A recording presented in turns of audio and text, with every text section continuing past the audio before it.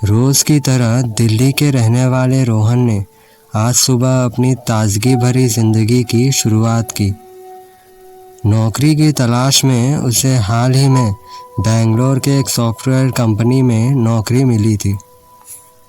उसकी खुशी का तो मानो ठिकाना नहीं था, लेकिन उसकी ज़िंदगी में कुछ ऐसा होने वाला था जिसे वो कभी नहीं भूल पाएगा। कंपनी का ऑफिस बहुत ही आधुनिक और भव्य था, लेकिन यहाँ की एक बात थी, अक्सर कर्मचारियों को देर रात तक काम करना पड़ता था। एक दिन जब रोहन को एक महत्वपूर्ण प्रोजेक्ट की डेडलाइन नज़दीक महसूस हुई, उसने तय किया कि वो देर रात तक ऑफिस में ही रहेगा। रात के 11 बजे के करीब ऑफिस का माहौल पूरी तरह से शांत था। रोहन अपनी डेस्क पर बैठा हुआ था और कंप्यूटर स्क्रीन की हल्की चमक के अलावा कुछ भी दिखाई नहीं दे रहा था।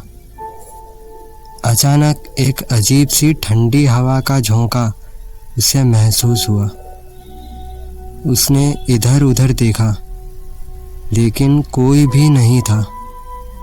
उसकी आंखें कंप्यूटर स्क्रीन पर वापस लौट गई, लेकिन उसे अब कुछ अजीब लग रहा था। एक हल्की सी आवाज़ उसके कानों में आई, जैसे कोई धीमी चीख।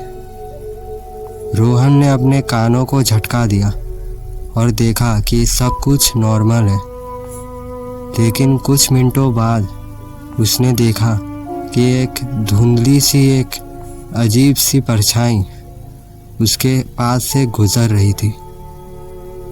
वो एक सफ़ेद साड़ी में लिपटी हुई एक महिला की आकृति थी।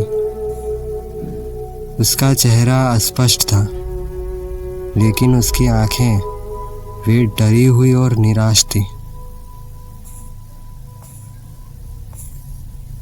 रोहन ने घबराहट में अपनी कुर्सी छोड़ी और भागने का प्रयास किया, लेकिन जैसे ही उसने दरवाज़ा खोला, वो दरवाज़ा अपने आप बंद हो गया।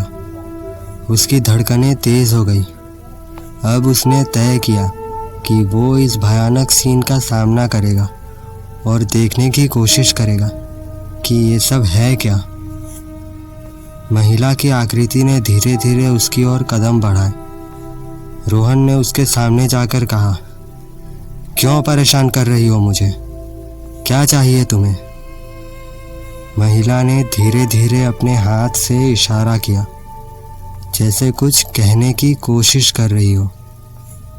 अचानक उसने रोहन के सामने एक पुरानी तस्वीर पेश की, जिसमें एक महिला और एक आदमी एक साथ खड़े थे।